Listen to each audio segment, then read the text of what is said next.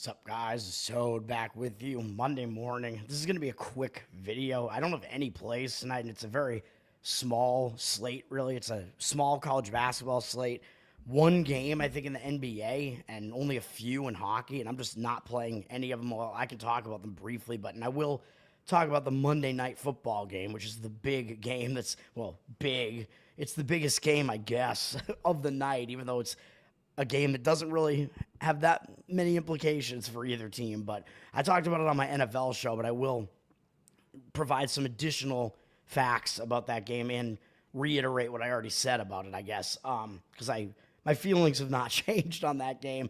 NFL was good for me yesterday, 2-0. We had Tampa Bay with the cover there. I mean, they were holding on to a slim lead for a little while, but, I mean, it just got a little bit out of hand. I know Aiden O'Connell got hurt, and it was a cheap hit as far as I could tell on the part of Tampa Bay's defense, but I don't think that it mattered who the quarterback was for the Raiders. I think the handicap just still stood as what it was, and Tampa was able to get margin and get out of there with the win and cover. I don't think it mattered. If Aiden O'Connell was gone, it was Desmond Ridder in there, I assume. I didn't see it, but I saw the play where he got injured, but I didn't see the rest of the game or whatever, but I don't think it really mattered. And then the LA Rams, I told you guys, we had, I forget who the guy was who was not liking that play of mine in the chat during my NFL show, which I was very angry during that show because I had a terrible Saturday. I was really ranting about it, and I was just like, I'm not going to hear it, man. Rams are the best bet of the week, and the Rams, I told you, they won outright. I called it. They should have won more easily than they did. I mean, they were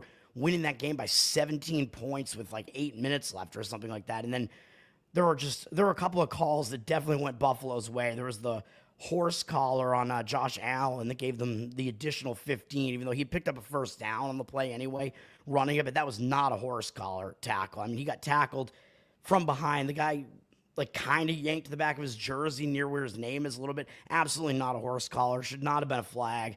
Then later, after Buffalo had gotten 2 touchdowns and cut it to 3, then the Rams scored to push the lead back to 9 because they actually missed the extra point. I think it was a bad snap. I was watching it, but I don't know what happened there. Like, I don't think the kicker even was able to attempt the kick. Something went wrong with the snap or the hold or something. It was crazy. I'm like, oh my God. There was only, I think, 1.5 minutes left or something like that. Or maybe there was more than that. Maybe it was on the other side of 2 minutes. I forget, but it was like, what if Buffalo was actually able to somehow win by 1 here just because that extra point miss? I mean, I wasn't too worried about the Rams cover at that point, but obviously I wasn't worried about that because Buffalo was either going to get a touchdown and a field goal or they were going to not score or they were going to get one of 2 scores. So there was no way they were going to cover at that point. But I'm like, I need the money line hit at this point, man. I need the hit. I need to inject it into my veins. I'm like, this has to happen. I mean, you can't blow a 17-point lead on me, man. I mean, the Rams absolutely showed up. They're absolutely motivated. I mean, their division lives, their playoff lives basically depended on it. Buffalo did not need the game. That was my analysis on it, even though once Buffalo got punched in the mouth, yeah, they started playing pretty hard, but it was too little too late. But as I was going to say, there was another flag that was BS on the touchdown drive that Buffalo had to pull back to within 2, which again was too little too late. But there was one pass interference call that was a correct call. It was a terrible call, terrible play by the Rams on 4th and 15, by the way, that extended the drive. So if Buffalo doesn't convert that, the game's going to end right there. But it was Lake on the Rams, I think, had his back to the ball and ran into the receiver. Absolutely stupid. That was a correct call. But then there was another PI after that in the end zone that was not the correct call at all. The defender and the receiver were kind of jockeying a little bit, and then the defender reached in, made a nice defensive play, got his hand on the ball. No way that should be PI at all. So that gave Buffalo the first down at the 1-yard line, and then Buffalo probably stupidly decided to not conserve their timeouts or risk that at least because they tried to run Josh Allen in, and they do not have a tush push, and he did not get in. So they had to use a timeout, which meant that if they get the touchdown, which they did, then they absolutely have to kick onside. Whereas if they had not used any timeouts, they could have actually kicked off and then tried to get the ball back one more time, which probably would have been the smarter decision. I expected them to be throwing the ball on every down there. They didn't do it. They did get a touchdown to cut it to 2, but then they did not recover the onside kick, and that ended it. Man, crazy game. It was the highest scoring NFL game in like some long period of time. 80-something points were scored in the game, I think. 86 or whatever. Take the over in that one. Rams have no defense and definitely have some offensive firepower there. So that's what happened there. But I wound up with a slight loss on the day, even though I was 2-0 in the NFL. I went 0-2 in college basketball, 1-0 in the NBA. My day started off nice, dude. I got Tampa Bay Buccaneers right.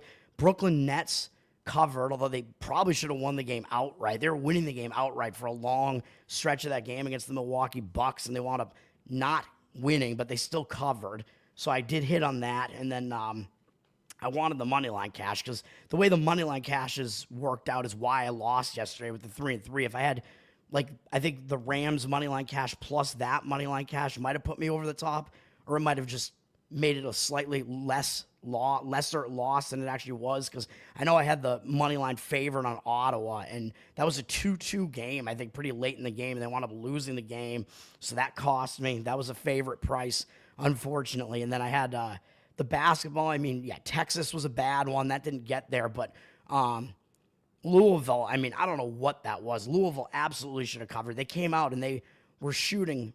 They were having their best shooting game of the year, basically, and they were out-rebounding Duke for most of that game, too. And all I needed was Louisville to come within that number. It was a pretty low-scoring game for a while. Louisville was winning outright for, I think, more than half of the game. And then they were still within that margin, like, pretty late in the game. And I'm like, just even if they're going to wind up losing the game, at least please cover for me here. You know what I mean? Like, just get me that win. If Louisville had covered, I would have had a winning day because it would have been 4-2. And obviously that wound up not happening. It was looking like it might be a money line cash with the underdog outright win on that, and they wound up losing and not covering. I think they lost by 10 or 11 as a plus 8.5 dog. Very frustrating. When it's a game that's that close, you at the very least think, well, it's going to come down to intentional fouls basically at the end, and they're probably going to lose by 7, which is still good enough, but that was not to be. So the slump continues. I need to get back on track, man. It was a slight losing day, nowhere near as bad as Saturday, but that's just the way that it is. Let's look at today. I mean, we don't have a whole lot going on here today. I know I'm using Chrome here, so I've been using Firefox again, but I know it fucks with my audio, so Chrome is better for that reason. But for some reason, pre-game's screen here, like, auto refreshes more in Chrome or something. There's not a whole lot going on in the college basketball slate here. I mean, you got Minnesota, Indiana is the only game today that's between two, like, big conference teams. Indiana's a big favorite, up from 10 to 10.5. I don't have much of a read on this, really. Indiana is pretty overrated this year, to be honest. I think they're thriving on kind of their name recognition, but Minnesota is bad enough that Indiana is still laying a ton of points against them. So I think Minnesota is just really not that good. Minnesota's coming off a loss to Michigan State, where I thought Minnesota would be more competitive, and they were absolutely not. And now this is going to be their first true road game. Doesn't look like a great spot, particularly for Minnesota, but the spot for Indiana is kind of whatever as well. They're on a nice win streak, I guess, against some lesser teams. Well, and Providence, that's a decent win. So I don't know. I mean, it's a kind of an isolated game on the Big Ten Network on a Monday night. So probably a game where Indiana will actually show up for this. I think it might also be their conference home opener. I'm not even sure, but so I guess I would probably lean with the way the market is going there towards the Indiana side, but no way I'm going to play that. And you got Baylor against Abilene Christian, which this is going to be a big brother, little brother situation where Abilene Christian is probably going to want to show up for this game and try to give Baylor a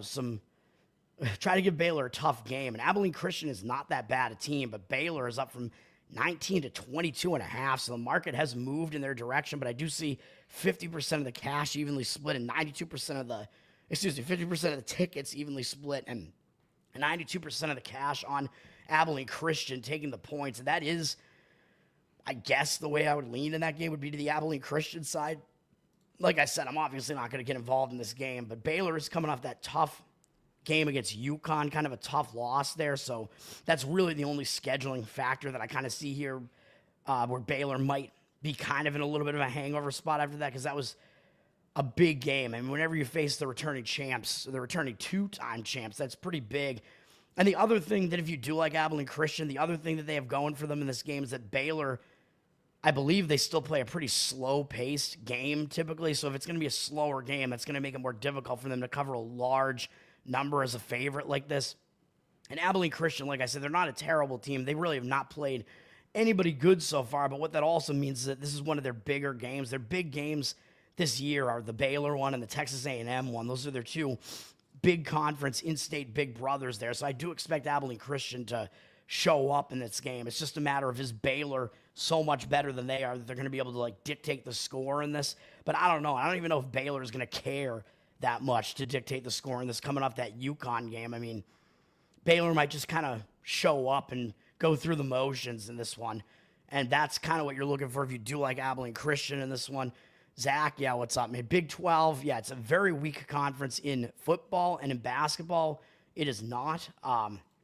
Very different scenario. In basketball, it's a tough conference. Even the teams that left, Texas and Oklahoma, are not like the top teams in the basketball conference. I mean, the basketball conference is basically owned by like Baylor, and now Houston is in the conference, and they're really strong as well. And Kansas is in there, although Kansas lost again yesterday, which I said I did not like the Kansas side of that one. Kansas definitely should not have been the number one ranked team. They're not the best team, but they are still a pretty damn good team. I mean, they're in the top, I would say they're probably top 15 at the very least. So, yeah, this Big 12 team, they got this Big 12 conference is pretty strong, and I think there are probably a couple. Oklahoma's in the SEC now. Man, I'm so thrown off right now by these conference realignments. I forget who else is in the Big 12 then, but I mean, TCU has been pretty good in there for a while. I think Kansas State is down. I don't know who else is in that conference now, but whatever. It is looking like a pretty strong conference again. And then I will point out this Charleston Southern South Carolina State game. My first look at this was, yeah, I want to go against Charleston Southern because they're not a very good team, but look at their stretch of games here. They upset Miami, which was a giant upset, and then I tried to fade Charleston Southern, and they somehow, in what I thought was a big-time sandwich spot, they still beat Tennessee Martin, and I don't even know how it happened, man. I took the points with Martin, and did not happen, and then Charleston had this game against Davidson, which is a big game. I mean, Davidson's a North Carolina team, so when you're a South Carolina like somewhat smaller school, you tend to step it up basically when you play either Carolina team. And Charleston Southern put in another good effort in this game as a 14.5-point underdog against a pretty good Davidson team. They almost were able to pull off an upset and give Davidson their first home loss. Charleston Southern was down for a lot of this game. And then they took the lead late in the second half, and they almost were able to win this game. So Charleston Southern coming off that game like that, whenever you have a lesser opponent like that takes like a better team in a huge underdog situation to the wire like that, you tend to want to go against them in the next game. And now they're definitely stepping down in class, though, to face this South Carolina State team who is not a good team. And they're in the MEAC, which is one of the weakest conferences, although Charleston Southern is not a good team either. But I looked at this and I'm like, oh, I want to play South Carolina State. I want to fade Charleston Southern here, and that might have been my only play of the day, except then I looked at this and I'm like, oh, crap. South Carolina State, they played Xavier really tough, and then both of these teams are teams that I faded in their last game, and I lost both bets. South Carolina State, off of that really tough performance against Xavier, I thought there was no way they were going to be able to match that effort again against a pretty good Samford team. And Samford probably should have covered this, man. I got in at 7.5. The line closed at 10.5. I was feeling real good. I crushed the closing line on this one. Samford was winning the whole game, and they just could never get quite the amount of separation, even though they were winning by 11 in the second half right there. South Carolina State just didn't go away, and they wound up getting in within that number, beating me by a half point with my better number there. Even though Samford shot 50% from three, both teams had just insanely high shooting percentages in this game, basically all around. I don't know what to say about that, but that was a big step-up game for South Carolina State, too. So coming off of that, I don't know if I really want to play them, even though I think they do consider themselves to be the in-state little brother to Charleston Southern, because that's how small of a school South Carolina State is. And they do have a run of all these South Carolina games in a row. Charleston Southern, Furman, and South Carolina Upstate all in a row. And they probably consider themselves a little brother in every single one of those games. So, I mean, I still do lean to the South Carolina State side because Charleston Southern almost pulled off what would have kind of been like just, I don't want to say monumental, but a huge upset. But then you get South Carolina State. I don't really want to play them off of that close game against Samford as a big underdog, and they're down from 2 to 1.5 now. So it looks like a little bit of a move towards the Charleston Southern side. I just don't really get it. They're still not a good team, although neither is South Carolina State, obviously. I mean, you're playing with fire probably if you really try to play this game, but I do think Charleston Southern is in a pretty major fade spot there. Brad, what's up, man? Why what? You don't like my analysis on these small conference college basketball? Fine, I'll get into some of the bigger games here, which are the bigger sports. I mean, there's not a whole lot going on here, man. I mean, I don't know if there's anything to really say about these games here in hockey. We got 3 hockey games: Detroit at Buffalo, Chicago at New York Rangers, Anaheim at Montreal.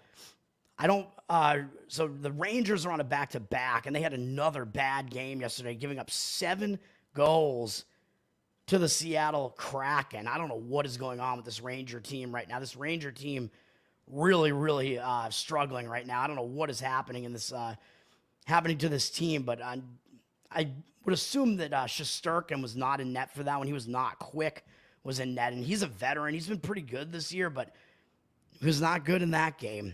So I don't know, man. I mean, on the one hand, it's like the Rangers are probably going to be really angry about that in a bounce-back spot, and at the very least, they'll have Shesterkin in net in this one, so he'll be rested because he didn't play in the game yesterday, so that kind of mitigates the back-to-back spot a little bit, but I don't know, man. With Chicago coming in there, Chicago does have the new coach there. I know they lost for me in that first game. They played pretty well out of the gate in that game, took a 2-1 lead, and then they just really faltered after that. So I just don't know what to think about any of these games, really, to be honest. I don't even know if I have comments on the other games. I was just commenting on the fact that the Rangers, I believe, are the only team that's in a back-to-back today. But looking at the market, I can tell you, I mean, you can look at the market reads here. I just don't really have much of a situational grasp on any of these.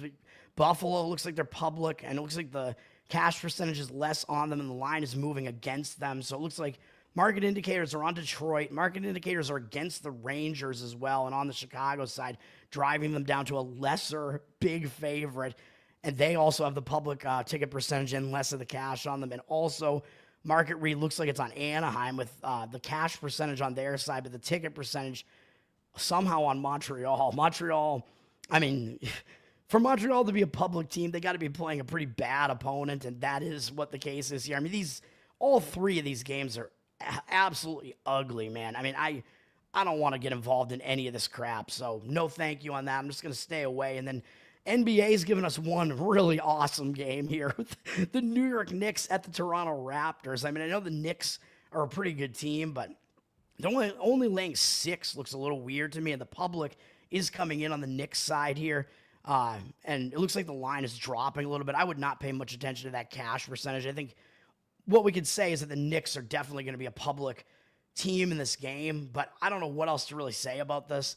The Knicks, I mean, what are they even coming off of? I don't know. It's weird that they're only laying 6 points here. They're coming off a loss to Detroit, so on the one hand, you would think that maybe they're going to be in a bounce-back spot because they just lost.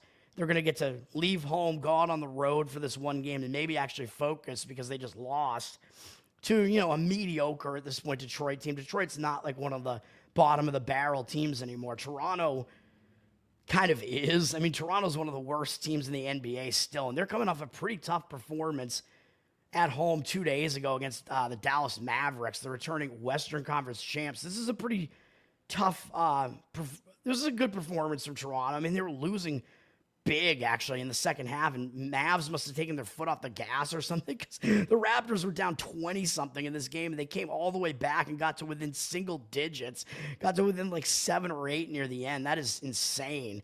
And I think maybe even closed the gap further than that, and they got to within 6 or 5 even in the final minute. That's just crazy. So kind of a furious comeback for Toronto in that game. So I don't know how much Toronto's going to have left in the tank here. So I don't think the public is wrong in this one. In the way the situational spot sets up, I would lean to the Knicks in this game, but it seems a little bit weird that they're only laying 6. I kind of expected them to be laying more than this. It looks like, it's because KAT is out, so that's the reason why. Or no, he's not out. He's day to day, I guess. So we don't know if he's going to play. So maybe that uncertainty is kind of factoring into the number a little bit, because I would expect the Knicks would be a bigger favorite than this, because they are. I still think they're flying a little bit under the radar, man, and they're starting to come together and play pretty well now, getting used to KAT being there and whatever. But the way the situation sets up, I think the Knicks are probably in a bounce back spot, kind of in an angry mood there. And Toronto's coming off a difficult game with a furious comeback against a pretty good Dallas team. So I don't know if they're going to have that much left in the tank. They're not going to be unfocused when they get the only NBA game of the night and they get to host it. So they are going to likely show up and try to play in this game, but it's just a matter of, I think they might run out of steam here. So I would lean to the Knicks in that one, but I'm not going to play it. And then, of course, Monday Night Football. We got the Cincinnati Bengals at the Dallas Cowboys. I talked about this game on my NFL show. I said that it was close to being a play for me on the Cowboys. I'm tempted to do it, although I'm not actually going to do it. We got Bengals down from 6.5 to 5.5, 64% of tickets, 67% of the cash. I think the way this cash will work out, I think we may see the cash disparity not wind up on the side of the Bengals. The Bengals are going to be the public team here, man. I mean, the public's going to look at this, and it's going to be, this is Joe Burrow against Cooper Rush. I mean, who do you think the public is going to come in on? They're still giving the Bengals a pass for all these losses, because their losses some of them don't look that bad, right? Like, I think they lost to, Washington on that Monday night game. They're a good offense. They lost to the Ravens twice. They lost to the Steelers. I mean, the public are going to give the Bengals a pass for some of those losses.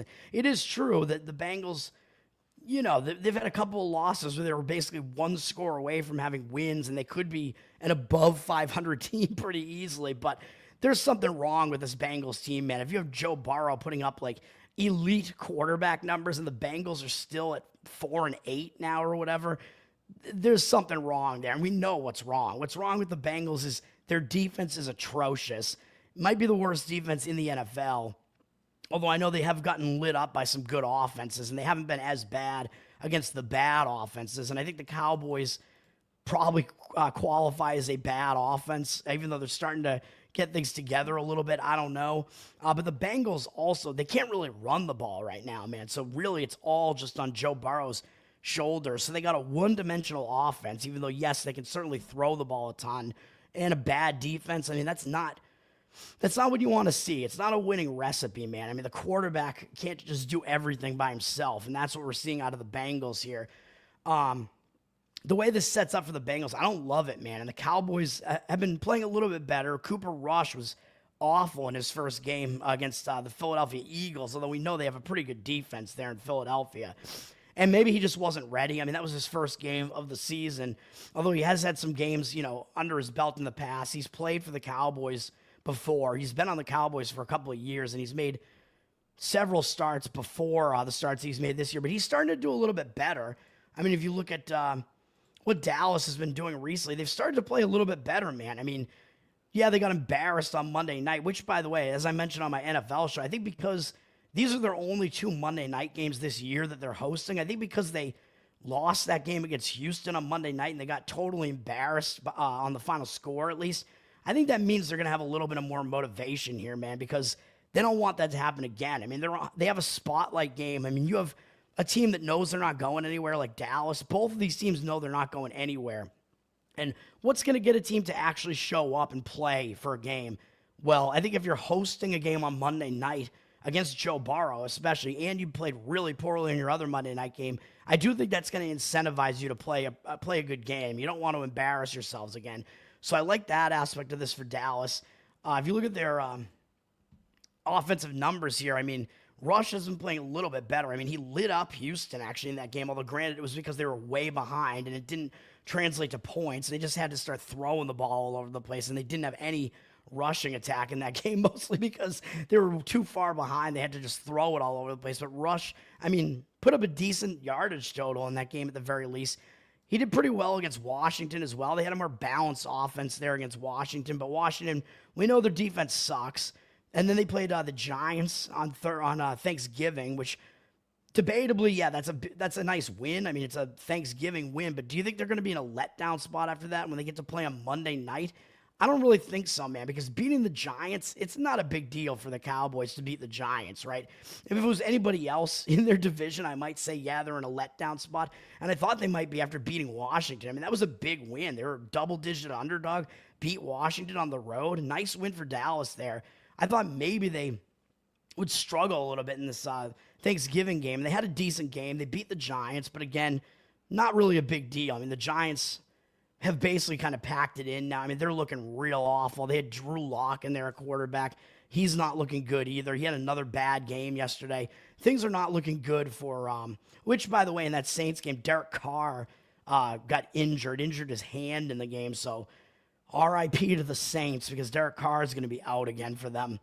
Just, oh, man, ugly, ugly year for the Saints with all their injuries. But, yeah, back to Dallas here. I mean, I don't think that win means that much, man, to be honest. I mean, they host Thanksgiving every year. They're kind of expected to win that game more often than not because they are the Cowboys. I mean, it's not like the Lions, where the Lions actually hadn't won a Thanksgiving game under Dan Campbell. Dallas wins these Thanksgiving games more often. So I think that was just kind of a whatever type of game. So I do expect Dallas is going to show up in this game, and it means they have extra rest because they played on Thursday. So Dallas is in the better rest spot. They don't have anything upcoming. They're not going to look ahead to Carolina. So I think the situation sets up pretty nicely for Dallas here. And on the Cincinnati side, like I said, they don't have the extra rest here. They played on Sunday, and they lost to Pittsburgh. Big game against the Steelers, man. And they played 3 big games in a row. And I know they had a bye in there, but they went all out to try to beat Baltimore. And not only that, but those are 2 primetime games here. That was a Thursday night game against Baltimore, where for the second time this year, man, they were almost able to beat Baltimore. They went for the 2-point conversion at the end to try to just win it in regulation, which I don't mind that call at all. It just didn't happen for them. They didn't get it. Brutal, brutal loss. So then I took the Chargers the next week on the Sunday night game there. The Chargers were blowing the Bengals out of the building in that game, man. I mean, the Chargers were playing their like time of possession thing and just slowing the game down and whatever. And then Cincinnati made a roaring comeback in that game, so they did not go away. That was another huge game for Cincinnati, really. They're in a primetime game. Then they had a bye, and then they came out of that bye, and they stepped it up again against Pittsburgh. They started off this game with a pick 6. They were winning the game. They were winning by a touchdown multiple different times in the game. Into the second quarter, they were winning. They went into the half down 1 score, and then they just kind of fell apart.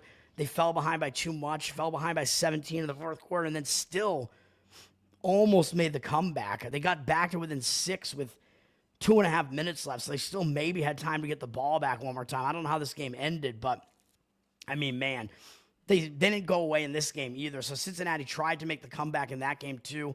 Coming off of that, I'm not really sure that Cincinnati's going to be that focused on Dallas, man. I mean, you're getting a Dallas team that's got Cooper Rush there. I mean, what can you say? I mean, Cincinnati, as far as they're concerned, their season is over, and the games they're going to step up for are going to be divisional games, and you could argue maybe they're going to step it up for a Monday night game like this and not want to be embarrassed, but that goes for both teams here, and I think the home team is going to be a little bit more motivated here, and because Dallas has Cooper Rush in there, I actually think that's a little bit of an extra motivator there because he gets a chance to play on Monday night again, man, so I think he wants to show up, and they want to play well in this game for all the reasons I just stated as well.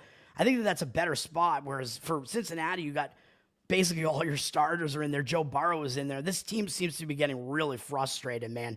As I mentioned on my NFL show this week, if you read like the quotes coming out of the locker room here, it seems like Burrow is kind of blaming his teammates. It seems like there's something going on here where they are not clicking right now, man. There's some chaos going on in that Cincinnati locker room from what I can tell there, so I don't like it. I don't like the mindset that they're in here. They seem to be in a pretty negative mindset, and I don't really think that Dallas is. I think Dallas does actually have more reason to show up for this game than Cincinnati does.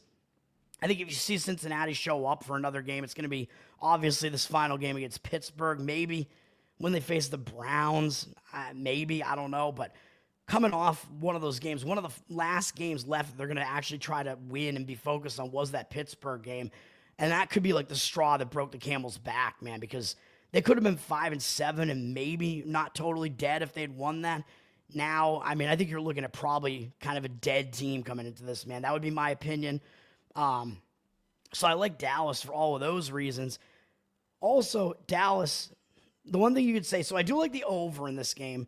40, it's up from 44.5 to 49.5, 84% of tickets and only 73% of the cash, though. But the line, the initial move was heavy on the over, man. So I know the line has moved up a bit, and 49.5, it went through 47, which is kind of a key number. 51 is also a key number, and I don't think it's going to hit 51. The over makes sense in games like this because it's like, when you have two teams like this, it's a game where they might not bring their total like defensive intensity here because these teams really are just kind of playing out the stretch now. Even though I said I think Dallas is going to probably show up with more intensity than Cincinnati is, Cincinnati's still going to be able to score on this Dallas defense, I would imagine. Dallas's defense isn't very good. Cincinnati's defense is one of the worst in football. So I do expect Dallas, even with Cooper Rush in there, I expect Dallas to be able to score on the Cincinnati defense as well. Their defense is pretty bad, although, like I said, they have been less bad against less bad against bad offenses, but I'm still not really seeing it, man. And Cincinnati against the NFC East, by the way, I don't know what we can take away from that because I know Washington's good, but they lost to Washington at home. Washington's pretty good, at least. They lost to Washington at home, gave up 38 points. I mean, that is a good offense, but still, they give up 37 in a home loss to Philadelphia. I know Philadelphia is the best team in that division, but still, Philadelphia isn't really a team that makes their living by like scoring massive amounts of points. They're more defense oriented, even though their offense is decent as well. But that's a lot of points for Cincinnati to have allowed in that game. Cincinnati really fell apart in that game. And then, yeah, Cincinnati beat the Giants, but they were only winning that game 10-7 in the final minutes, and they got like a ridiculous touchdown where they broke loose to get that final touchdown there. I know their defense actually played pretty well in that game, but the Giants' offense is, I would say, worse than the Dallas offense is, man. And this Giants' offense, real bad. And that was back with Daniel Jones in there, but man, I mean, I think Dallas's offense is at least more capable than the Giants' defense. But Cincinnati has struggled against all these NFC opponents. And that was a primetime road game. And Cincinnati did not play a good game in that game, man. Although neither did the Giants. But still, Dallas, again, I mean, they still have some offensive weaponry there around Cooper Rush. So, I don't know, man. I mean, I think... I think there are going to be some points scored in this game, and I like the Dallas side actually more than I like the total, just because I think the motivational factors are there to lean to the Dallas side here. You like the Cowboys money line, Oaf Sandwich, nice beard, man. What's up, man? That other guy, I forget his name. What was his name? Just Once or something like that. Just the Tip. I can't remember his name. He was bashing my Rams play. He did not like my lean on this game either to the Dallas Cowboys. Cowboys, I mean, you're giving them a lot of points here at home, man. You're talking about a Bengals team that's 4-8, and you're laying that many points on the road. I mean, all right. It does seem like the line value is on the Dallas side as well. And then this is going to be what I'm going to close with because this stat is kind of crazy, man. Cincinnati, they have not beaten Dallas. They've faced Dallas 5 times since 1991. I know they don't face Dallas often. I mean, they're teams in opposing conference. They're in different conferences, so they don't face Dallas that often. But they are 0-5 since 1991 against Dallas. I know that Cincinnati was a really bad team through some of that stretch, and Dallas is a very good team in the mid-90s. But some of those games were not during that period of time. We're talking about, you got the Cincinnati Bengals in like the Carson Palmer era where they were actually a playoff team, and Andy Dalton was there. I mean, they were not horrible for some of that stretch there. And in the Joe Burrow era, they still have not beaten Dallas. They're 0-5 straight up against Dallas since 1991. They're only 1-4 against the spread, and obviously that cover was as an underdog because they didn't win straight up. And now you're asking them to lay points on the road here. So Cincinnati, I don't know if the history means that much because the personnel is definitely different, but Cincinnati, their history against Dallas is not good. And they have not won in Dallas since, I believe, 1989, which is probably when like Boomer Esiason was probably quarterback then. Big old Boomer there. I mean, that's the last time Cincinnati has actually won in Dallas.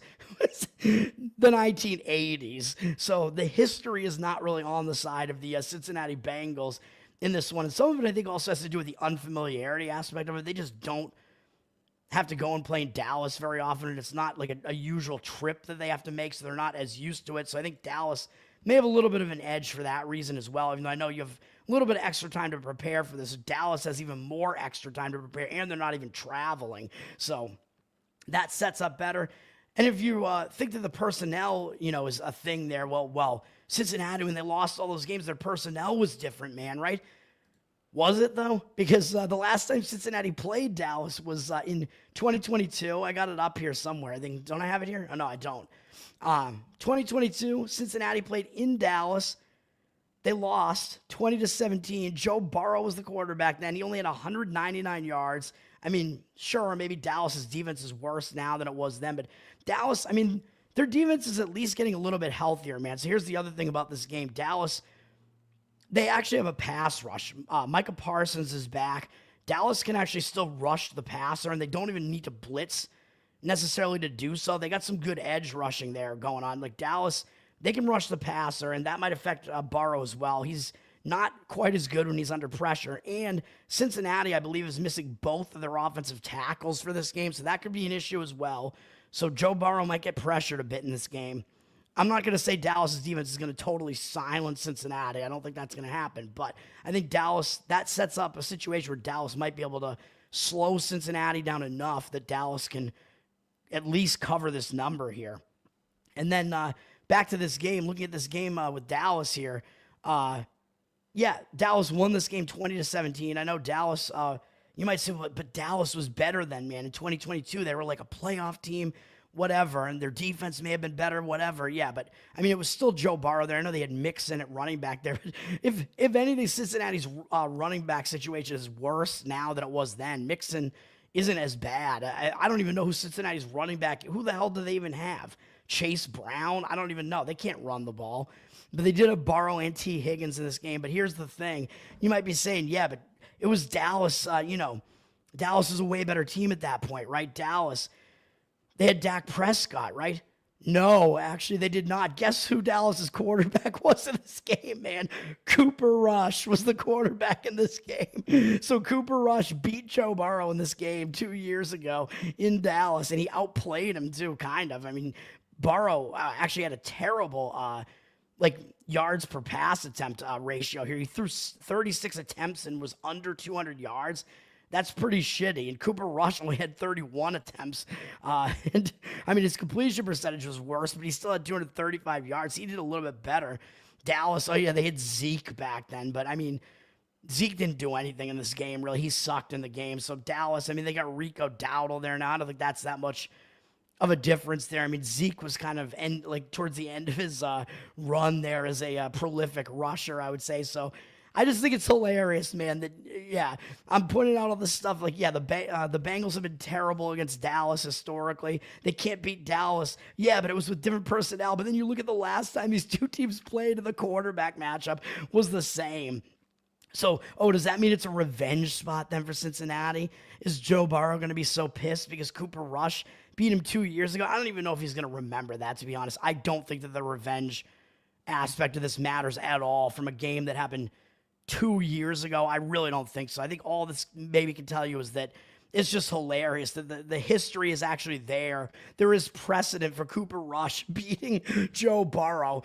The history is on the side of the Dallas Cowboys there. So that's going to do it for me, man. I don't have any plays today, but I lean to taking Dallas in that one, and I don't mind the money line either, oaf sandwich. I mean, obviously, I would take the points because, you're getting you're getting points there. I mean, that's the way I would do it. I would take the points, and I would, as always with the NFL, if you're taking an underdog, I put like 10% of the bet on the money line because there's a pretty good chance that if they do cover, they're going to be winning the game outright. So I would not be shocked if Dallas won this game outright, obviously. I mean, the historical precedent is certainly there for it, but I would prefer to take the points. If the odds makers are going to give you the points, I would take the points and then just throw some of the bet on the money line.